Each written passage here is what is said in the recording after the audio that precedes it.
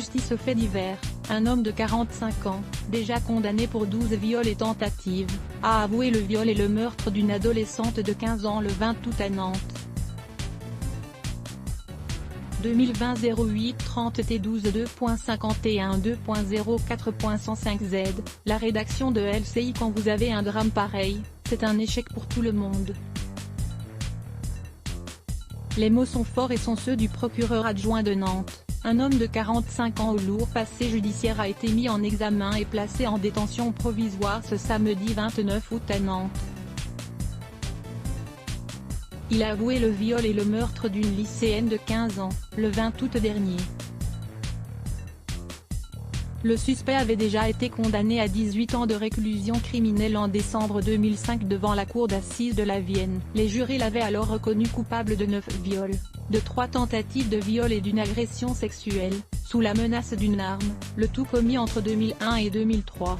Libéré en 2016, ce Poitevin d'origine avait retrouvé du travail, avant de déménager à Mésanger, en Loire-Atlantique. Il avait même trouvé une compagne.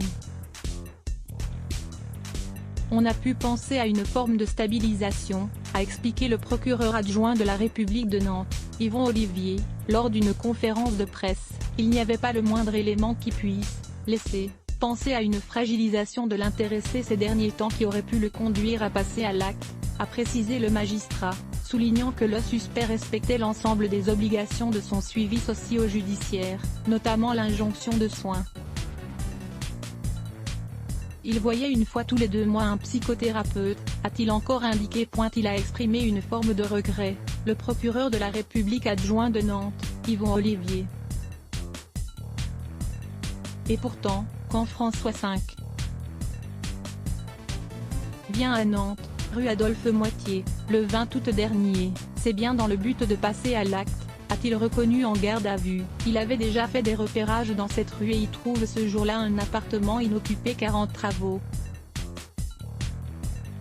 La victime passait par là, elle a eu le malheur de lui plaire, a dit le magistrat. Il parvient à la faire monter en lui demandant de l'aide pour porter un carton, un mode opératoire qu'il avait déjà utilisé dans le passé.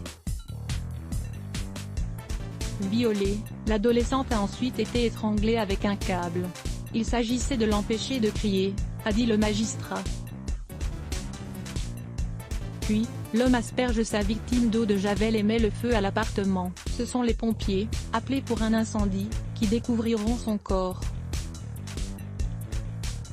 Verbalisé pour stationnement gênant le jour des faits, le suspect a vite été identifié par les enquêteurs puis suivi dans ses moindres faits et gestes. Son ADN a également été retrouvé sous les ongles de la victime.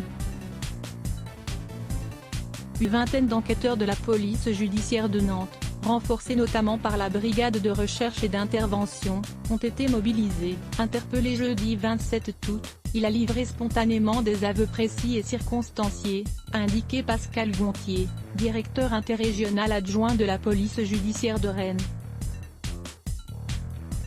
Toute l'info sur le suspect a été déférée samedi 29 août au parquet de Nantes, qui a ouvert une information judiciaire pour homicide volontaire suivi d'un autre crime en récidive, viol en récidive et destruction volontaire par incendie en récidive.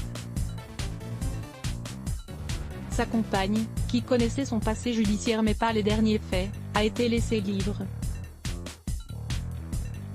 Il a exprimé une forme de regret, a indiqué le procureur de Nantes, décrivant quelqu'un qui s'interroge un peu sur lui-même.